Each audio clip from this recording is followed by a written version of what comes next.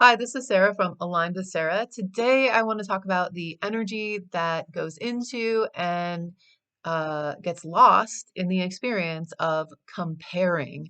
So, when we're comparing ourselves or our experiences, our efforts, and our successes with someone else. So, last video, I talked about the way to kind of build out an experience that's more positive from feeling like you're a victim. So I feel like that video came together very well, and it talks about 9 other areas that you can explore to kind of get the bigger picture, the full story, and what might be the reason for whatever the event is that makes you feel like a victim. So, another experience that is very much an energy drain is the experience of comparing. So we've all been there. We've all looked at, Facebook and this and that and the other thing, and we've seen other people's experiences. We've seen advertisements. We've seen movie stars. We've seen, gajillionaires going up into outer space for, no reason really whatsoever other than to have the experience. And comparing, I'll never get to do that. Whatever, those people, they have money to lose, or money to just burn. Um, comparing. So the first thing I have in my notes is the word yuck, because I feel like comparing has many, many layers of many, many emotions that are all going to be branching from that emotion of fear.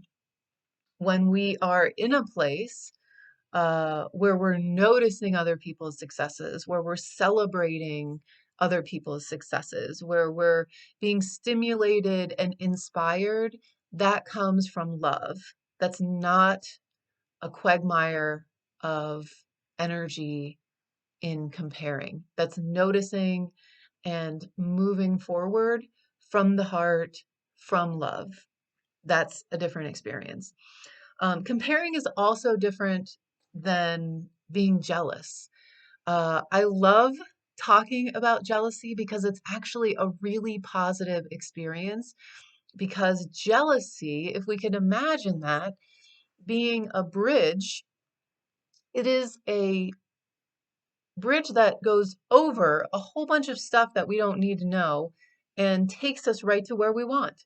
So if we get on that bridge, we will know exactly what we want, and then we can ask for it for ourselves. We don't have to take it from anybody because there's plenty out in the world. So jealousy is a fast track to the information of what it is we want. If we get stuck on the bridge, if we spend too much time on the bridge of jealousy, then that turns into not the experience that jealousy, that emotion that's put inside of us, uh, that's not the way that it's supposed to be used. It's something that we move through quickly.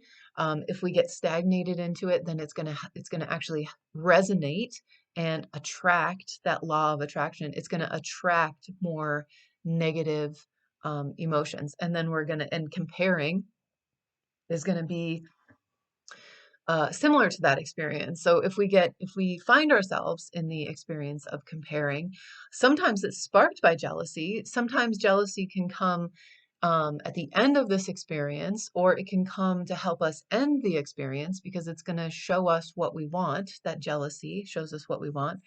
But when we're in the experience of comparing, I feel like I've said this a few times already. I feel like there's a lot of layers that are in there, a lot of layers of emotions. So I'm going to read a couple, and I'm curious to know if that sounds like that goes into the comparing uh, when you're involved in a situation when you're comparing. So, heartache is one emotion, abandonment or betrayal, forlorn, lost, insecurity, vulnerability, failure, despair, disgust, helplessness or hopelessness, low self-esteem, confusion, defensiveness, discouragement, rejection, sadness, sorrow, bitterness, guilt, hatred, resentment, depression, frustration, indecisiveness, blaming. Oh, blaming, the blame game. Um, fear, conflict, creative insecurity, unsupported, humiliation, jealousy, lust, longing, shame, unworthy, or worthlessness. Um, I imagine that there might be a few of those emotions, and I just read them from um, the emotions that I work with when I work with clients with emotion code training that I'm certified in, and I absolutely love offering to people. But emotions actually like resonate, they make a sound, they have a vibration, and the the experience of comparing does not have its own vibration. It is made of something else. So that's like saying, I want Chex Mix and Chex Mix. I don't even know what that's called. Um, but, or even saying like you want a muffin for breakfast. Well, there's a whole bunch of stuff that goes into that. It could be, the endless amounts of like, it could just be egg and cheese muffin. It could be a brand muffin. It could, there's like 10,000 different combinations of what can go into it. And to me, that's what I feel like the experience of comparing is like, what are you making it out of? Those things are important. That's a lot of information. Um, and it's what you're resonating with. So, any of those words or any other emotion that you might be thinking of or feeling when you're going through this experience of comparing, that is so valuable. That is the wisdom that is being brought to you by what I consider the universe, a higher power. The lesson is, what are you feeling? What are you feeling?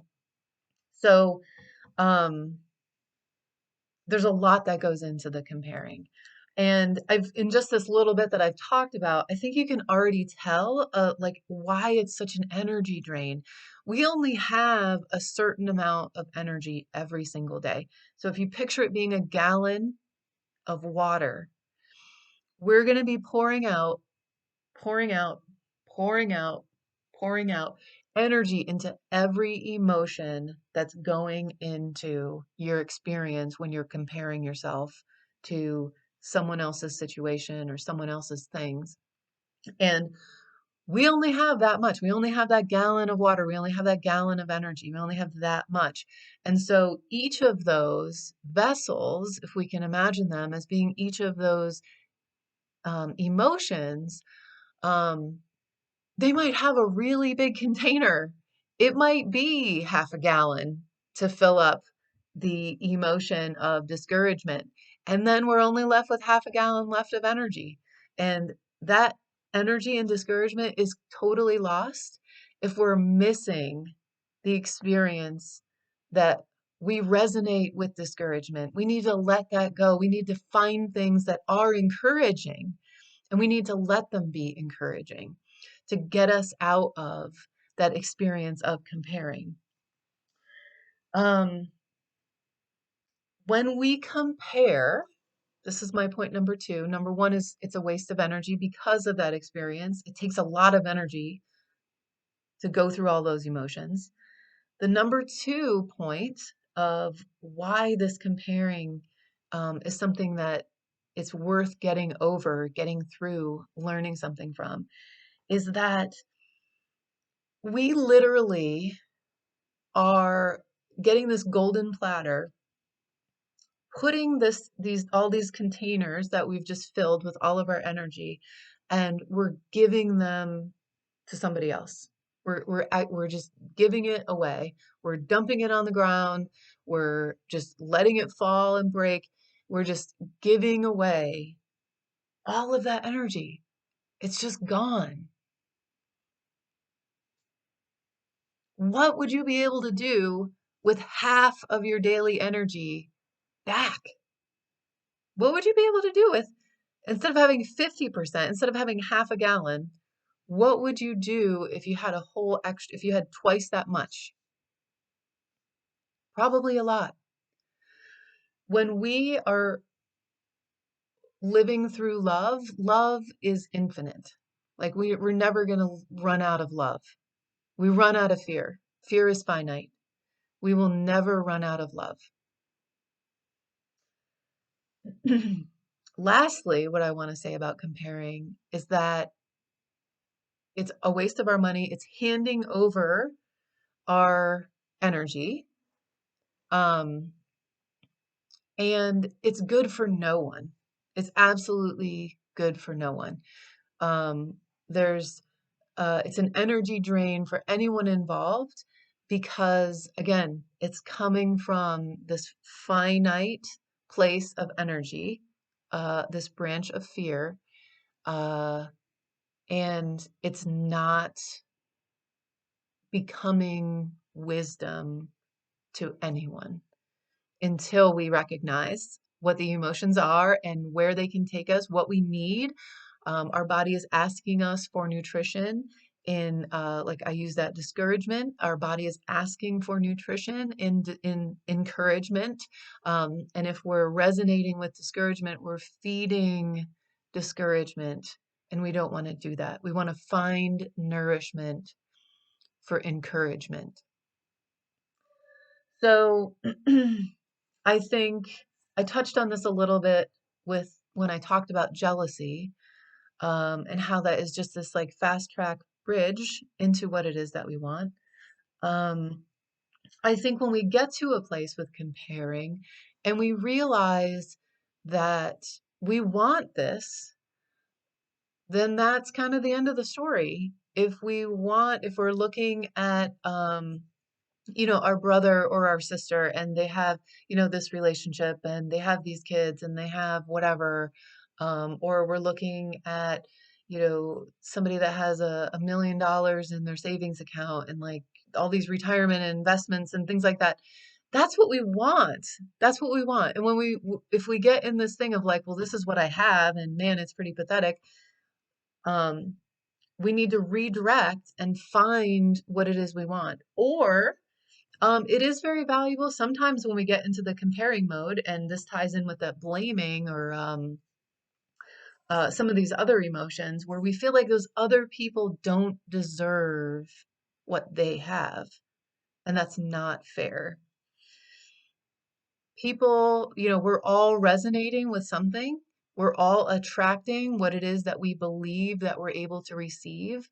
Um, Everybody's on a different level. Everybody's on their own journey, and we are not here to judge. We're here to support and to grow, and we can all grow together. It doesn't have to be you or me. We can all grow together. So, at the end of the experience of comparing, we should have a picture of what it is we want or what it is we don't want. But we could never be done with that experience if we're settled into what we don't want for others, because it's not any place where our energy belongs. The last thing that I want to say is I was talking about, um, I feel like it was something on the lines of comparing and maybe jealousy or something with somebody a couple of years ago. And they were saying like somebody's accomplishment. I can't even remember what the situation was, but at one point he said, it's not like there's this 8 slices of awesome out there because there's not. And I thought that was such a great, we don't have to all fight over awesomeness. We don't have to compare ourselves to other people's awesome. We are already awesome. We just have to allow it. We have to align with it. We have to believe in it. I know whoever's watching this is awesome. And I can do everything in my power to inspire, to enlighten, to inform, but at the end of the day, I cannot believe in your awesome or your health or your value. I cannot believe in that more than you do. Whatever you believe will come into your life. Whatever you believe you deserve will be there in your life. And when there's something a little bit under or over, it'll get your attention, good or bad. But the last piece of information I want to talk about today is that there is endless amounts of awesome out there. There is endless amounts of love. We can find that. We can connect with that. We can help that grow when we're contributing love back into the experience. If we're draining ourselves of energy because we're relying on fear to drive the emotions and the experiences that we're having, we're only going to have that gallon. We're only going to have so much energy in the day. If we're living through love, if we're believing in our greatness, if we're allowing our greatness and our awesomeness and realize we don't have to fight for 8 pieces of awesome. We're already awesome. You are already awesome. I am already awesome. We all just need to be aligned and tuned or whatever so we can accept that on a bigger level and be louder at being awesome in a positive, loving way. Ah! I love doing my videos and feeling like there is a lot of hope to be had. So thank you so much for your attention. I hope that this feels like uplifting information. A lot of the topics I cover are sometimes kind of heavy, and I like to put out there a positive twist on them and a way to bring in wisdom and a way to align in a better way so that we can get more out of what we experience every day. So thank you so much for being here. I'm Sarah with Aligned with Sarah, and I will talk to you again very soon.